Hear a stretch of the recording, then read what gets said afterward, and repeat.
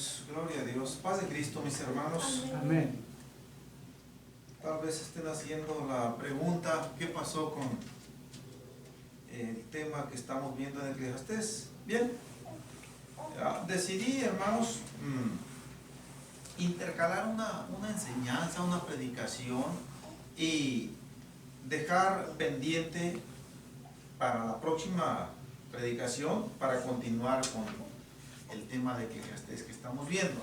Porque consideré hacer pudiéramos decir, cambio de tema. La razón, hermanos, es que han estado sucediendo, gloria a Dios, cosas en donde considero, aunque es de suponerse que ya todos sabemos al respecto sobre el título de la enseñanza, el miedo y sus consecuencias, sabemos que no debemos tener miedo ante los sucesos que en esta vida provocan miedo en la gente. Gloria a Dios. Gloria a Dios. Estamos con el micrófono prendido, mis hermanos. Aquí parece que nos escuchan.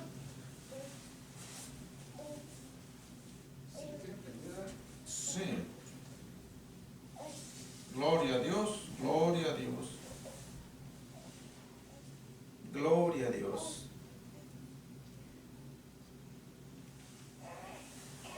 Gloria a Dios.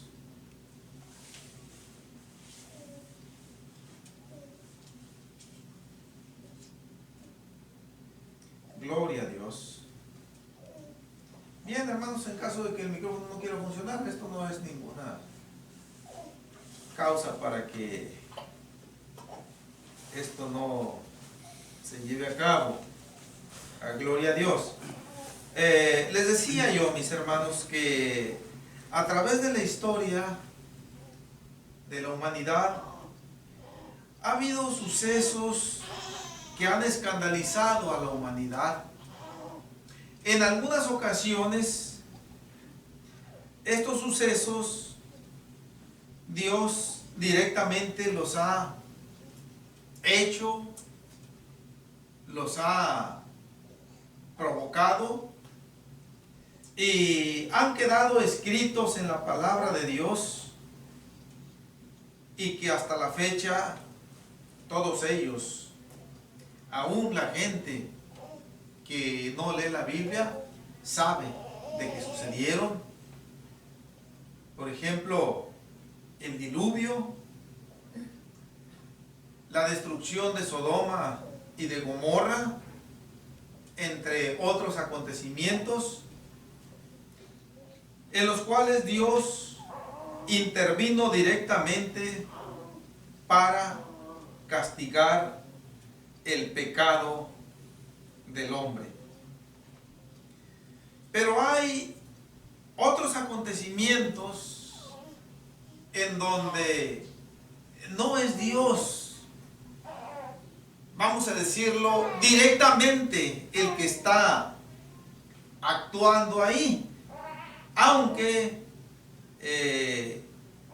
debemos siempre reconocer que nada sucede en este mundo sin que Dios lo permita. Pero eso no quiere decir exactamente que Dios esté obrando de una manera así especial como lo hizo en el diluvio, como lo hizo en la destrucción de Sodoma y de Gomorra, acontecimientos en los cuales Dios fue el que planificó, el que ejecutó directamente eso que sucedió, y que no hay duda de ello, y que ahí, mis hermanos, sí había una razón para que la humanidad no solamente tuviera miedo, sino para que la humanidad aún sintiera terror y aún sintiera desfallecer, como va a suceder en los tiempos del fin. Porque cuando Dios es el que actúa, hermanos, el efecto es muy fuerte en el elemento humano.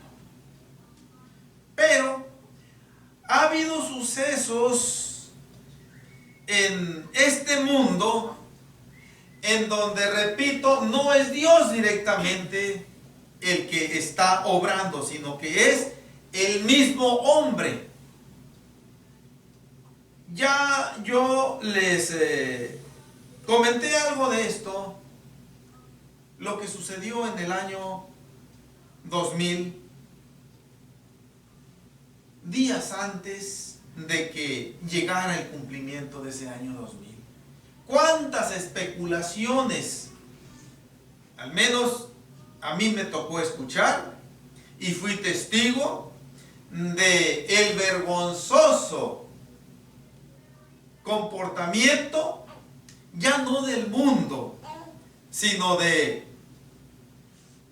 las iglesias llamadas cristianas?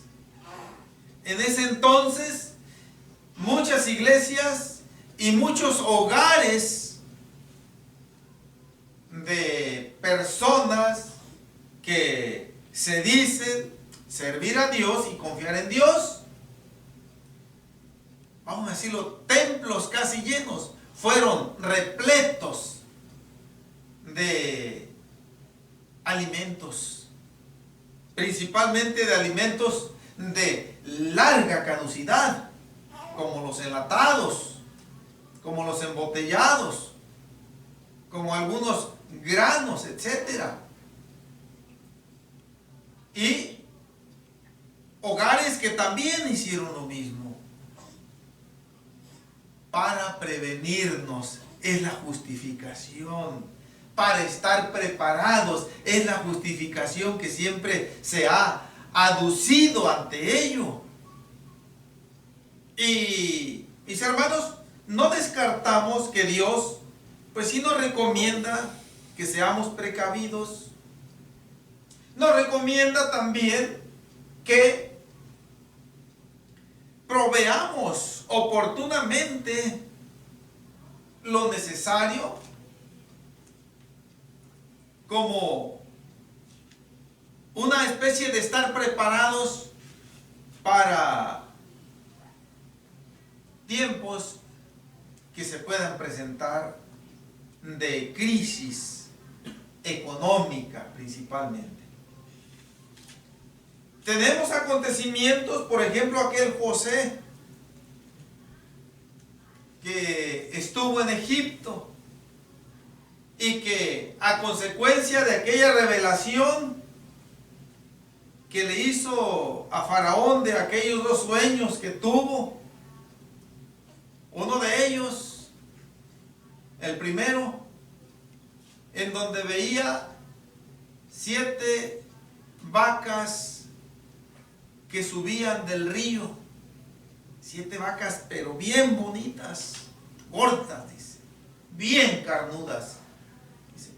Y detrás de ellas subían otras 7 vacas, pero vacas flacas, enjutas, feas, dice, tan feas que yo no he visto otras en todo el país de Egipto, le dijo a José. Y estas vacas flacas y feas se comieron a las vacas gordas y bonitas, pero no se echó de ver porque siguieron con ese feo aspecto. Y se durmió Faraón otra vez. Y tuvo otro sueño y despertó. Y había soñado que de una misma caña de trigo subían 7 espigas con un grano preciosísimo, bien dado. Y detrás de esas 7 espigas subían otras 7 espigas, pero con un grano muy enjuto, muy marchito. Y que estas 7 espigas feas se comían a las 7 espigas bonitas Dice, y que no se había notado la diferencia porque seguían siendo espigas de feo aspecto. Y ya José, conocemos la historia, le interpretó el sueño, le dijo que las 7 vacas bonitas y las 7 espigas bonitas iban a ser 7 años de gran abundancia en Egipto, en donde la tierra iba a producir a montones. Y que después de esos 7 años de gran abundancia iban a venir 7 años de hambre, de sequía, en donde no iba a haber ninguna cosecha de ningún tipo, porque no iba a llover. Dice, y le aconsejó: provéase Faraón de un varón prudente para que se encargue de almacenar, de organizar bien en estos 7 años de abundancia, y pues para que no vaya a perecer el pueblo. Y ya Faraón lo designa a él, y ya José recomendó pues que se proveyera. ¿Por qué digo esto? Porque va a haber ocasiones en que Dios de hecho recomienda esto. Dios prácticamente sí nos conmina a que confiemos en Él, pero Dios no nos cuenta como pecado el hecho de que nosotros prevengamos, tengamos, algún ahorro pequeño, mediano o grande para alguna situación que se presente. Ahora, por ejemplo, que vino esta hermosa bebé al mundo, yo pienso que mi hermano Samuel debió haber echado ahí algunos billetitos extras ahí listos para cuando la hermana pues ya diera luz, aunque se estaba atendiendo médicamente por el medical, la atención médica, pero de todas maneras se sufragan gastos extras, hermanos. Y así, mis hermanos, también nosotros no vamos a esperar a que llegue el día de la renta para a ver cómo le vamos a hacer, dónde vamos a conseguir, a ver a quién le llegamos para que nos preste. No, tenemos que ya tener guardado todo eso. Bien. Pero, mis hermanos, les comenté lo del año 2000, lo que sucedió, actitudes, testimonios tan vergonzosos que lejos de evidenciar una confianza en Dios, se evidenció una confianza en las cosas materiales y en el mismo hombre. Ahora está sucediendo otra cosa similar en este tiempo, y es por eso que yo consideré necesario dar esta enseñanza intercalada en las enseñanzas que estamos viendo del libro de Eclesiastés. ¿Por qué? Hermano Salomón mencionó algo que a mí me consta que es realidad. Miren, en la ciudad de San Francisco, hoy me dijo a mí el foreman que nos manda ahí, que 7 condados del norte de California paralizaron todas las construcciones. Allí en San Francisco, nada más en la construcción donde yo estoy trabajando, es la única, me dijo, esa es la única que está abierta al trabajo. Todas las demás. Y esto yo lo comprobé cuando salí del trabajo. Se me hizo raro ver las calles un poco solonas. Siempre para ingresar yo al freeway, para cruzar el puente de la bahía ahí y salir de ahí, tenemos que ingresar al freeway a vuelta de rueda. A vuelta de rueda. Irnos a vuelta de rueda como 1 milla más o menos. Ya cuando vamos ingresando al puente un poco se va aligerando. Pero ahora, mis hermanos, como el tráfico de medianoche, solón, hasta aquí, hasta Bacabí, se paralizaron. Miles de trabajadores de la construcción se quedaron en casa. entre otros. Nada más. Somos los únicos. De la compañía con la que yo estoy trabajando, nada más 5 nos quedamos trabajando. Todos los demás los mandaron a casa a descansar. Y yo dije, Señor, pues gracias. Ya me habían dicho que iba a descansar, pero siempre a última hora me dijeron, siempre no vengas. Creo que la ciudad de San Francisco intervino allí y pues digo que ese trabajo le interesaba mucho, que no se detuviera, y es por eso que siguió adelante. Tal vez el trabajo donde está nuestro hermano Salomón está en un caso similar, no sé, pero sí, la mayoría, todos prácticamente quedaron paralizados. Ahora, ¿por qué sucede esto? Es la razón. ¿Por qué? Porque la humanidad entera, alrededor del mundo, hay un miedo manifiesto, con evidencias claras, por una epidemia que empezó a brotar.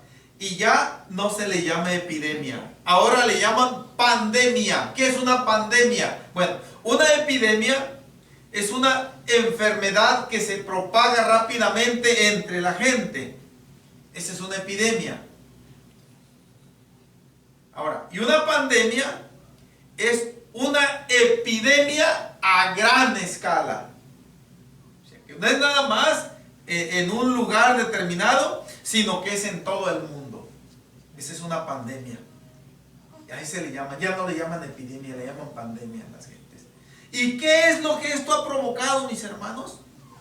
Ayer me pusieron un trabajador de ayudante y me dijo que andaba con miedo porque sentía ciertos síntomas así como medio acatarrado y que tenía miedo que ya tuviera ese virus, y traía una máscara ahí que casi ni le entendía lo que teníamos que estarnos comunicando, porque yo necesitaba que me diera medidas así, y con esa máscara ahí que traía pues ni siquiera le salía la voz bien como debía ser, y eso pues nos perturbaba de alguna manera. Y pues ahí, al menos en la ciudad de San Francisco, es de lo más normal ver a gente con caretas, con máscaras. Pero algunos traen no mascarillas esas que tapan la boca y la nariz nada más, traen una especie como, hasta parece como esos astronautas que se van a la luna a veces. Algunos andan así en la calle y sin exagerar, mis hermanos. Ojalá me hubiera tomado yo un video para que los vieran cómo se ven. Ahora, mis hermanos, en la humanidad, vamos a decirlo, esto es normal. ¿Por qué? Porque no tienen esa confianza, esa fuente de confianza que tenemos nosotros, que es el Señor Jesucristo. Pero, hermanos, sabemos nosotros que el miedo es algo que no se puede fácil dominar, que no fácil se puede domar ni domesticar. El miedo en ocasiones asalta de improviso. Y nosotros como cristianos estamos supeditados en un momento dado a sentir miedo. Pero tiene que ser esto, mis hermanos, en circunstancias en donde, como muchas otras cosas que nos afectan, rebasa nuestra capacidad de reacción. Si yo voy caminando, por ejemplo, por la calle, por una banqueta, y de repente me sale un perro que me dio una así, bravo, de momento, pues yo reacciono con miedo, tal vez. Y es probable que vaya a reaccionar pegando una carrera, o dando un grito, o dando un salto, o encaramándome arriba de un árbol como pueda. Y eso va a ser una evidencia de miedo. No le vamos nosotros a poner otro calificativo. Es miedo. Pero son circunstancias momentáneas, reacciones fugaces, que de alguna manera tal vez nos avergoncemos después, pero que se dan y no podemos evitarlas. cosa muy diferente es eso, mis hermanos. Un accidente, por ejemplo, un impacto improvisado, porque no vamos nosotros a decir que los cristianos no tenemos accidentes. Claro que los tenemos. Y cuando vemos el otro carro que se va a impactar con el nuestro, o nosotros con el otro, o contra un árbol, etcétera, lo más normal es que vamos a sentir miedo. Un pequeño paréntesis para contarles algo vergonzoso que me sucedió a mí. Iba por el Freeway 12 aquí. Antes de llegar a Río Vista, se construyó muchas casas para el lado izquierdo, y allí en esa entrada pusieron un semáforo. Yo creo que los que estamos aquí ya hemos pasado por ahí, hay un semáforo. Y estaba llovido en esa ocasión. Yo iba en un carrito cerrado hacia la ciudad de Enia a trabajar allá, y el semáforo se puso en amarillo, ya enseguida se iba a poner el rojo, y yo pues por inercia apliqué el freno, pero como estaba mojado el pavimento, empezó a derrapar, así como queriéndoseme atravesar el carro, y yo sentí miedo, y lo que hice fue, dije, ay mamacita linda, esta fue mi grito que pegué yo. Y me dio vergüenza después, hermanos. Ya que el carro se me controló, me pasé el semáforo en rojo pero ya sí. Pero ya se controló el carro. Y dije yo, pues qué reacción es esta, en lugar de haberme acordado del Señor y haber dicho cuando menos, ay Señor Jesús. Pero no, me acordé de mi madre y pues ni modo. Es lo que les digo, mis hermanos. Son reacciones que nos rebasan a nosotros. Pero este acontecimiento que está imperando ahorita aquí, es a donde yo quiero contraerme, esta llamada epidemia del coronavirus, no debe ser causa de miedo, mucho menos de pánico. El pánico es algo mucho más grave que el miedo. El miedo es malo. Siempre el miedo va a ser malo. Porque vamos a tener la tendencia de reacciones que normalmente no van a ser las apropiadas. Pero el pánico es más grave todavía. Porque el pánico tiende a hacer que la persona actúe ya sin su razonamiento coordinado.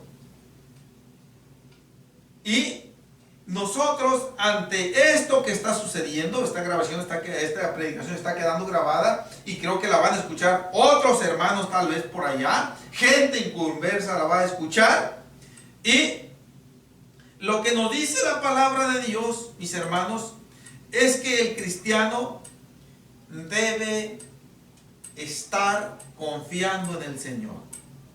Siempre, ante cualquier circunstancia. No hay ninguna justificación, nunca va a haber justificación ante Dios. Aunque ante el hombre sí hay muchas, pero ante Dios no hay ninguna. Para dejar de confiar en el Señor, porque sintamos miedo. Va a ser eso algo vergonzoso. Cada vez que sucedan circunstancias de miedo, para lo que deben servirnos es para que crezca nuestra fe en el Señor. Acordémonos, cuando el Señor iba con sus discípulos cruzando el mar de Galilea en una barca, y de repente se levantó aquella grande tempestad en el mar, que parecía que se iba a hundir aquella barca, porque dice el Evangelio de San Mateo y el de Lucas que las olas cubrían la barca. Y todos recordamos cuál fue la reacción de los apóstoles que iban con el Señor. Sintieron pánico, no miedo, sintieron pavor. Y gritando, escandalizados, fueron ante el Señor que estaba recostado en la barca durmiendo y dijeron: Señor, sálvanos que perecemos. Eran pescadores. Debieron haber sabido cómo navegar una barca en medio de una tempestad. Pero el miedo los neutralizó. Ahora, ese acontecimiento, aunque fue un acontecimiento puntual, real, literal, que sucedió, pero nos dejó un mensaje espiritual muy importante a todos los cristianos de todos los tiempos. Que cuando se levanten tempestades en nuestra vida, cuando se levanten tormentas en nuestra vida, no tomemos esa actitud de los discípulos que iban acompañando al Señor. ¿Sí? Que si las olas están muy altas, más alta debe levantarse la fe que hay en nosotros en el Señor. ¿Sí? Que si la tormenta está muy furiosa, el Señor, no cantamos ahora ese corito, parece, pero ya lo hemos cantado, dice: Dios siempre tiene el control. ¿Para qué preocuparnos? Si Dios siempre tiene el control, ¿para qué atemorizarnos? Si Dios siempre tiene el control, ¿para qué cuestionarlo? Así cantamos ese corito y es una realidad. Hermanos, quiero que vayamos a una cita bíblica. Primera de Reyes, capítulo 18. Amén.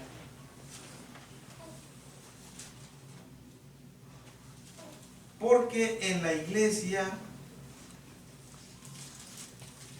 esto ha acontecido y eso debe servir para que no nos suceda a nosotros. Primera de Reyes, capítulo 19. Si les dije otro pasaje, ay, disculpen. Primera de Reyes, capítulo 19. Versículo 1 en adelante.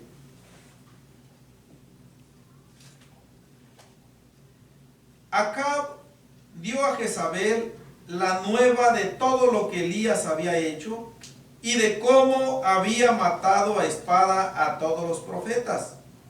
Entonces envió Jezabel a Elías un mensajero diciendo: así me hagan los dioses y aún me añadan, si mañana a estas horas yo no he puesto tu persona como la de uno de ellos.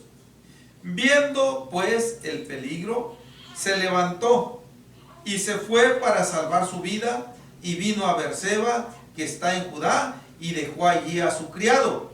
Y él se fue por el desierto un día de camino, y vino y se sentó debajo de un enebro, y deseando morirse, dijo: basta ya, oh Jehová, quítame la vida, pues no soy yo mejor que mis padres. Amén, mis hermanos. Hasta ahí nada más. Este acontecimiento del profeta Elías, que por cierto cantamos ese corito, que Elías estaba junto al río Jordán y un torbellino se lo llevó. Y un día desapareció porque el Señor se lo llevó, y ese es cierto. Pero aquí nos está relatando la palabra de Dios que Elías tuvo miedo ante el peligro. Le dijo aquella reina pagana impía, Jezabel, le dijo: mañana a estas horas yo te voy a poner como uno de los profetas que tú degollaste allá. Sí. Ahí en el versículo 40 nos dice cómo el profeta Elías degolló a aquellos profetas paganos. Del capítulo 18. Ahí creo que lo tenemos ahí, tal vez todos, sin necesidad de darle vuelta a la hoja, o si lo tienen que dar vuelta, se lo pueden dar. 18:40. Entonces Elías les dijo: prended a los profetas de Baal para que no escape ninguno. Y ellos los prendieron y los llevó Elías al arroyo de Sison y ahí los degolló. Entonces Jezabel le dijo: así como tú dejaste sin cabeza a los profetas, mañana tú no vas a tener tu cabeza contigo.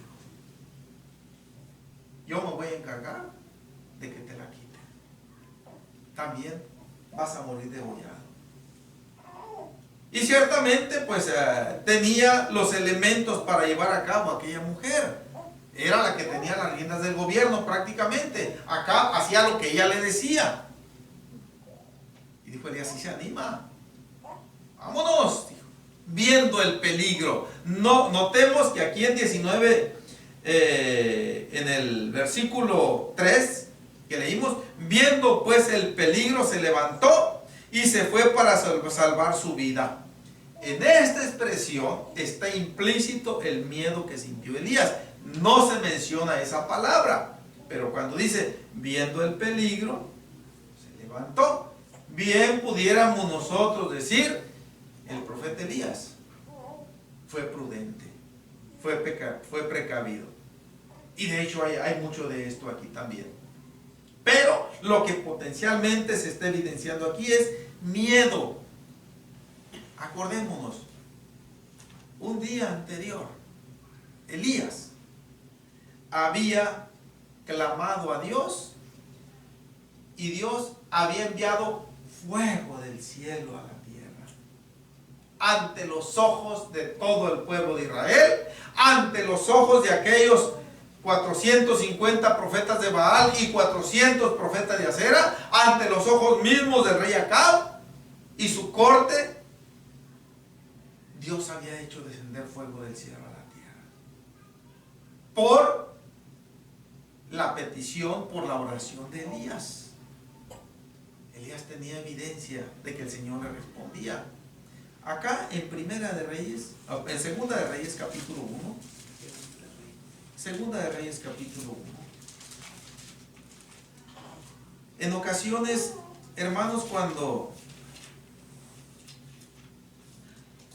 leemos pasajes bíblicos, como en aquella ocasión cuando al Señor Jesucristo, Primera de Reyes capítulo 1, mis hermanos, Segunda de Reyes, perdón, capítulo 1, cuando aquellos samaritanos no lo quisieron recibir, porque se dieron cuenta que eran judíos, y los judíos y samaritanos no se trataban entre sí, estaban enemistados, y como no lo quisieron recibir, le dijeron sus discípulos, los apóstoles: Señor, ¿quieres que hagamos que descienda fuego del cielo a la tierra y los consuma como lo hizo Elías? Entonces nosotros, cuando vemos ese relato, rápido nos remitimos a este acontecimiento cuando el profeta Elías clamó a Dios y Dios envió fuego para que consumiera el holocausto que el profeta Elías había preparado. Ahí que lo tenemos ahí en el capítulo 18 de Primera de Reyes. Pero hay otro acontecimiento en donde el Señor también envió fuego del cielo a la tierra por petición de Elías. Segunda de Reyes capítulo 1, versículo 1 en adelante, mis hermanos. Voy a leerlo corrido. Después de la muerte de Acab, se rebeló Moab contra Israel, y Ocosías cayó por la ventana de una sala de la casa que tenía en Samaria, y estando enfermo, envió mensajeros y les dijo: id y consultad a Baal-zebub, dios de Ecrón, si he de sanar de esta mi enfermedad. Entonces el ángel de Jehová habló a Elías Tisbita, diciendo: levántate y sube a encontrarte con los mensajeros del rey de Samaria, y diles: ¿no hay Dios en Israel que vais a consultar a Baal-zebub, dios de Ecrón? Por tanto, así ha dicho Jehová: del lecho en que estás no te levantarás, sino que ciertamente morirás. Y Elías se fue. Mis hermanos, hasta ahí, por lo pronto.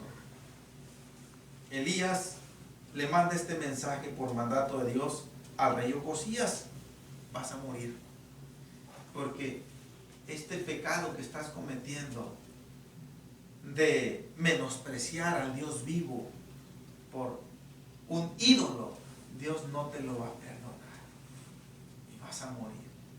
Entonces se regresan los mensajeros y ya le dan la razón al rey. O sea, el rey le dice: ¿por qué volvieron tan pronto? Y es que nos encontramos a un varón que nos dijo así y así: vas a morir porque mandaste consultar al Dios de Ecrón. ¿Y cómo era ese varón?, les pregunta el rey. No, pues vestía pelo de camello y ceñía sus lomos con un cinturón de cuero, y así era. Y dijo el rey: es el profeta Elías. Mande, ahorita mismo vayan por él. Y manda a un capitán con 50 soldados a que se lo traigan. Y el profeta Elías estaba en la cumbre de un monte. Miren, versículo 9 en adelante, ahí mismo. Luego envió a él un capitán de 50 con sus 50, el cual subió a donde él estaba. Y he aquí que él estaba sentado en la cumbre del monte, y el capitán le dijo: varón de Dios, el rey ha dicho que desciendas. Y Elías respondió y dijo al capitán de 50: si yo soy varón de Dios, descienda fuego del cielo y consúmate con tus 50. Y descendió fuego del cielo, que lo consumió a él y a sus 50. Volvió el rey a enviar a él otro capitán de 50 con sus 50, y le habló y dijo: varón de Dios, el rey ha dicho así, desciende pronto.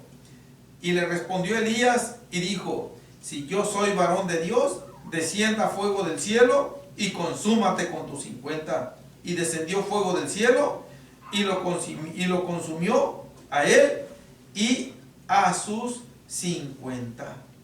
Hasta aquí, mis hermanos. En 2 ocasiones seguidas, Elías, vaya, vemos que ni siquiera le dice a Dios: Señor, envía fuego y consume esto. No, nada más le dice: si es cierto que yo soy varón de Dios, que descienda fuego del cielo y que te consuma a ti y a tus 50 soldados. Y así sucedía. ¿Por qué? Porque era un varón de Dios ante Dios. Fue un varón de Dios ante Dios y quedó aprobado por Dios. Pero sin embargo, mis hermanos, con estas evidencias de que Dios estaba con él, tuvo ese momento de flaqueza. Y este es un mensaje para nosotros, de que el miedo es peligroso. El miedo puede provocar que nosotros, en un momento dado, neguemos al Señor. Esto es lo que le sucedió al apóstol Pedro cuando apresaron al Señor. Por miedo lo negó. Dios lo perdonó y lo restauró. Pero esto no quiere decir que el Señor lo vaya a hacer con todos. Este fue un acontecimiento especial, un trato especial con Pedro. Hermanos, el miedo puede hacer que nosotros no hablemos del Señor a las gentes, por temor a que se vayan a burlar, por temor a que nos vayan a rechazar tal vez, por temor, aunque en este tiempo no sucede eso normalmente, a que nos vayan a agredir físicamente, como sucedía en el tiempo antiguo. Y esto nunca debe suceder en nosotros. Ha sucedido en la iglesia, ha sucedido muchas veces. Cuando el apóstol Pablo recién se convirtió, cuando el Señor trató con él directamente allá cuando iba ya llegando a Damasco, y que pues le dijo: síguele y entra a la ciudad. Le dice: a un discípulo suyo el Señor, dice: Ananías, ve a casa de un tal Judas, y ahí está un varón que se llama Saulo de Tarso, y ponle las manos para que recobre la vista. Porque aquí él está orando y en una visión está viendo que un varón llamado Ananías llega y le pone sus manos sobre él y recobra la vista. Ven para que esto sea así. Oh Señor, le dice inmediatamente a Ananías: Señor, ¿que no sabes quién es ese hombre? ¿Cuánto daño ha causado a la iglesia ahí en Jerusalén? Y aquí viene con cartas autorizadas también para hacer lo mismo con nosotros. Y tú me mandas ahí también a la boca del lobo, como diciendo prácticamente. ¿Por qué? Ahí lo tenemos ahí en Hechos capítulo 9. No vamos a ir allá. Si usted gusta después leerlo, lo puede hacer, hermano. ¿Por qué actuó así ante la voz directa del Señor? Ananías era un varón de Dios, aprobado por Dios, y sintió miedo de que el apóstol Pablo le fuera a pegar una arrastrada por la calle hasta meterlo en lo más profundo de una cárcel.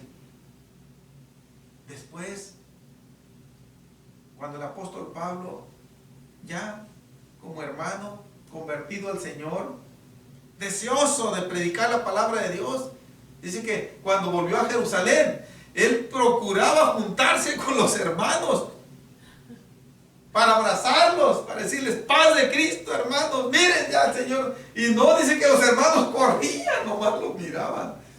Decían: ahí viene Pablo, vámonos.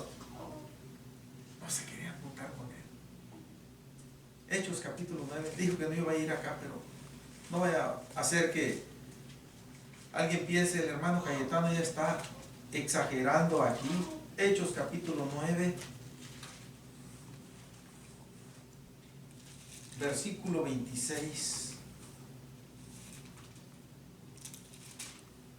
Y después de esta cita bíblica, hermanos, quiero llegar a la conclusión, al objetivo que me motivó el dar este tema intercalado aquí. Pero primero, Hechos capítulo 9, versículo 26 solamente. Cuando llegó a Jerusalén, trataba de juntarse con los discípulos, pero todos le tenían miedo, no creyendo que fuese discípulo. Yo voy a cambiar este término discípulo por hermanos y no altero el producto, no altero el versículo. Dice: cuando llegó a Jerusalén, trataba de juntarse con los hermanos, pero todos le tenían miedo, no creyendo que fuese hermano. Estaban bastante ariscos, bastante desconfiados. ¿Por qué? Por permitirle al miedo invadir sus vidas. Porque ese miedo alejó, parece ser, por completo, diluyó, desvaneció aquella fe que supuestamente tenían en el Señor Jesús. Les dije, quiero ir a la conclusión, mis hermanos, una cita bíblica muy conocida, Mateo capítulo 11. Van a ser dos citas bíblicas así rápido, sin entrar en mucho detalle, ya la hemos visto. No, perdón, Mateo capítulo 10. Mateo capítulo 10. Este micrófono ya hizo caso otra vez, parece solo se activa y se desactiva. Gloria a Dios. Dice Mateo capítulo 10, versículo 28. Está hablando el Señor Jesucristo directamente a la gente, a los discípulos. Y no temáis a los que matan el cuerpo, mas el alma no pueden matar. Temed más bien a aquel que puede destruir el alma y el cuerpo en el infierno. Aclaración, mis hermanos. Puntualmente el Señor les dijo estas palabras a los apóstoles porque Él sabía que los apóstoles iban a enfrentar dentro de no mucho tiempo el peligro de perder sus vidas ante las autoridades religiosas y políticas por causa de su nombre. Y Él los estaba preparando. Y les estaba diciendo, cuando estén ante ese peligro mortal, acuérdense, es más importante cuidar el alma a cuidar el cuerpo. Es preferible que el cuerpo, si es que así va a ser, si yo lo permito, como diciendo, los degüellen, los descuarticen, hagan lo que sea, lo van a poder hacer, pero su alma no la van a poder tocar, porque yo la voy a tener a resguardo. Y esto, mis hermanos, fue un mensaje para los apóstoles, pero también un mensaje que se salió al tiempo futuro y llega a este tiempo. Pero, mis hermanos, esto, más que nada, va a retumbar al final del tiempo, cuando se venga la grande tribulación, en donde los cristianos van a otra vez a enfrentar literalmente el peligro de morir. Y el Señor le está diciendo también las mismas palabras de ánimo. No se preocupen tanto por sus cuerpos. Ay, Señor, pero me va a doler mucho. Más va a doler.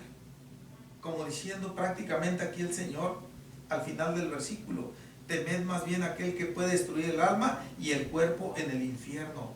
Y ese dolor o ese sufrimiento que se va a padecer en el infierno y posteriormente en toda la eternidad en el lago de fuego, no se va a comparar en nada a lo que puede sufrir momentáneamente este cuerpo. ¿Es fácil decirlo? Reconozco, no es fácil confrontarlo, enfrentarlo. Pero si el Señor Jesús dijo que se puede, es porque se puede. Lucas, ya para terminar, capítulo 21.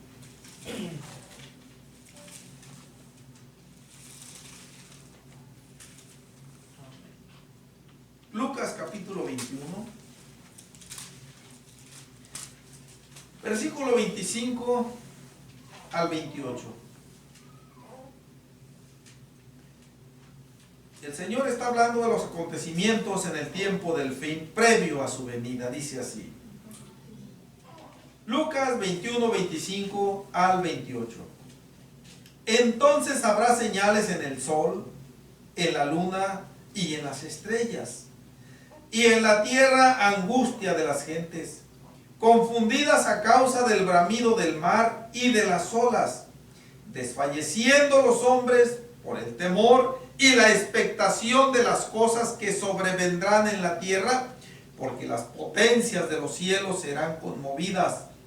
Entonces verán al Hijo del Hombre que vendrá en una nube con poder y gran gloria. Cuando estas cosas comiencen a suceder, erguíos y levantad vuestra cabeza, porque vuestra redención está cerca. Aquí, mis hermanos, está el Señor presentando dos escenas completamente contrastadas, completamente diferentes, opuestas.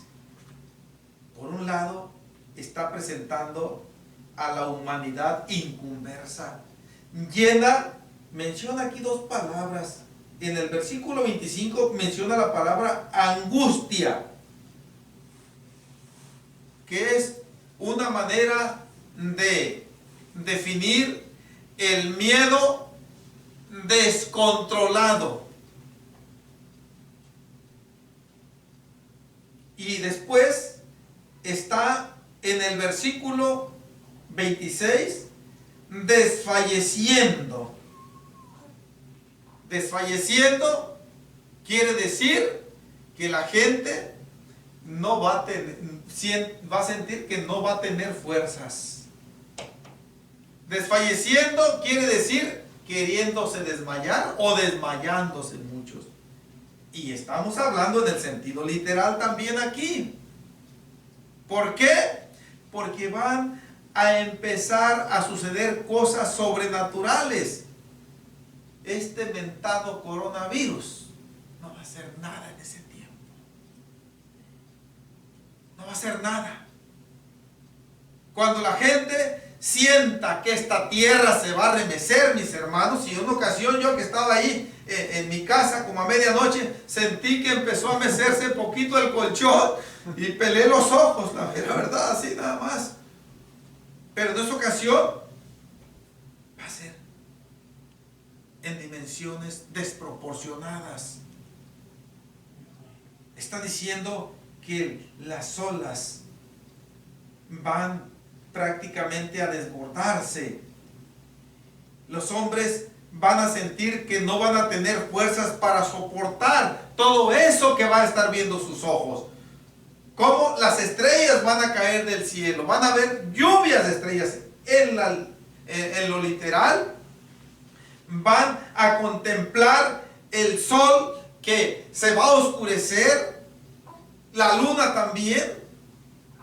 Hermanos, y esta tonalidad que nosotros podemos ver en el día o en la noche de este panorama va a desaparecer y va a ser una tonalidad angustiosa. Y la gente va a estar aterrada. Bueno, dice el Señor, aunque no están estas palabras aquí, pero están implícitas. Tienen razón esas gentes. Tienen razón porque nunca se preocuparon por buscarme, mucho menos por obedecer mi palabra, que está previniendo de todo esto.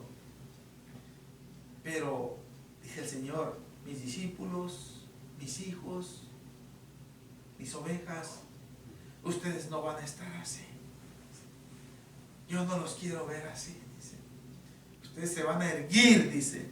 Y erguirse quiere decir pararse firmes y levanten su cabeza del cielo, dice, porque ahí vengo yo por ustedes para llevármelos.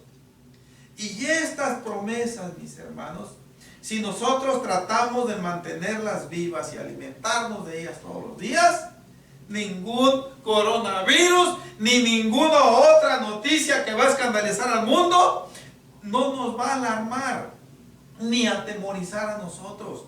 De hecho, yo les soy sincero y el Señor es testigo. Mi vida no se ha alterado, que digamos yo, pues como ahora no trabajé, ahora no voy a salir para nada porque tengo miedo de que me contagien. O voy a ir a buscar mascarillas. O voy a ver qué compro ahí. Estoy consciente, estamos conscientes de que estamos en las manos del Señor. Creo, mis hermanos, que esto lo hicimos en serio, de entregarle nuestras vidas al Señor. Bien, y ahí está bien segura. Si Él llega a determinar, porque vamos indudablemente que acabar nuestros días de alguna manera, que sea como consecuencia de algún contagio, de alguna enfermedad, o como sea, bueno, pues así estaba escrito. Pero que en nuestra vida no le vayamos a dar ese gusto al diablo de que se carcajee de nosotros, viéndonos que andamos corriendo de aquí para allá.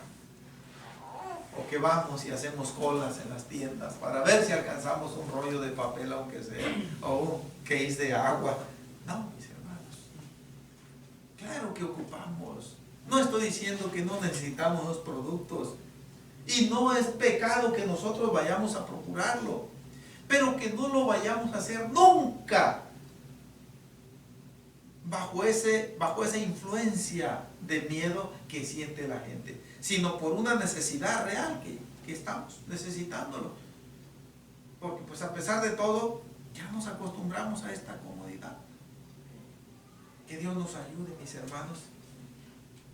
Aclaro que todo esto que he predicado es con la intención de estimularnos a confiar más en el Señor, y a las almas que no lo han hecho, hacerles la invitación a que vengan a Cristo Jesús. Es tiempo de hacerlo. Mañana quizá ya vaya a ser demasiado tarde, pero hoy el Señor Jesús está accesible, al alcance. Vamos orando, terminamos así la predicación, mis hermanos. Que Dios nos ayude. Gloria a Dios.